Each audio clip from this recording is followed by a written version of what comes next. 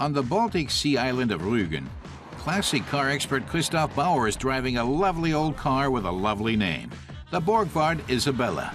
Built in 1954, it was the brainchild of engineer and industrialist Karl F.W. Borgward.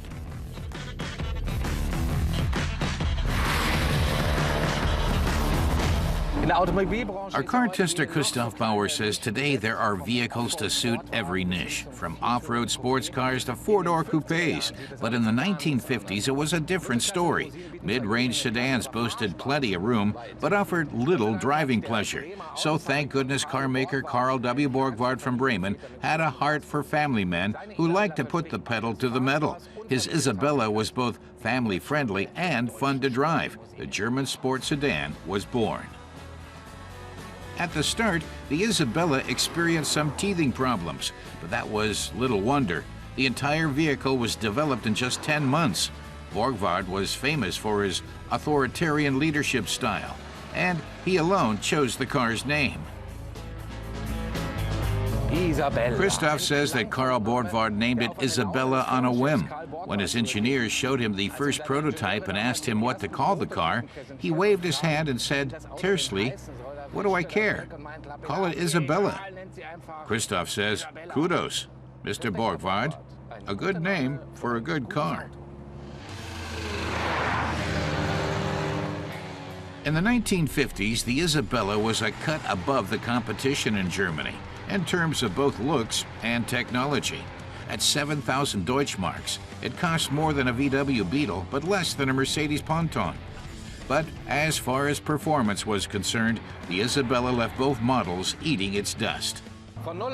Christoph says it can go from 0 to 100 kilometers an hour in 25 seconds and had a top speed of 135 kilometers an hour.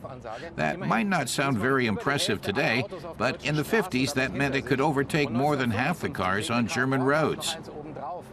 In 1955, Karl Borgward went even farther with the Isabella TS. With a top speed of 150 kilometers an hour, it set the European standard in its class.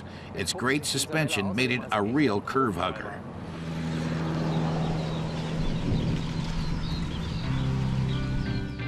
Borgward had already attracted attention with the Hansa 1500's monocoque, ponton body back in 1949. Its successor, the Isabella, was more elegant. With its opulent chrome trim, it resembled the American cars of the 1950s. But the Isabella's curves and refined roofline also lent it a style all its own.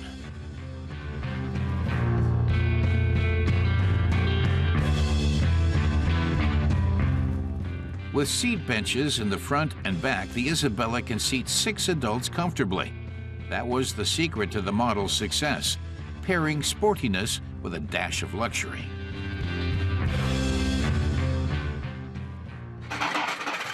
The reliable 4-cylinder engine with its side-mounted camshaft had already been used to power the Hansa 1500.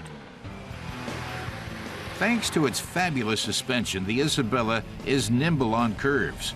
Only one thing puts a spanner in the works.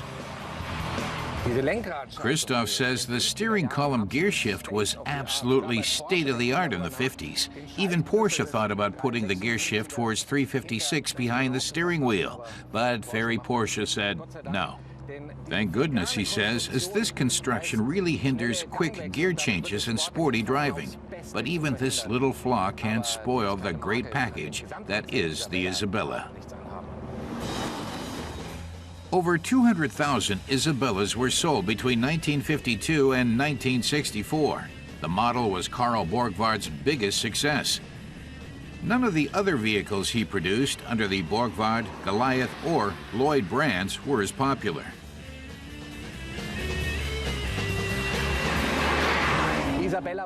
Christoph says the Isabella was Borgward's greatest triumph.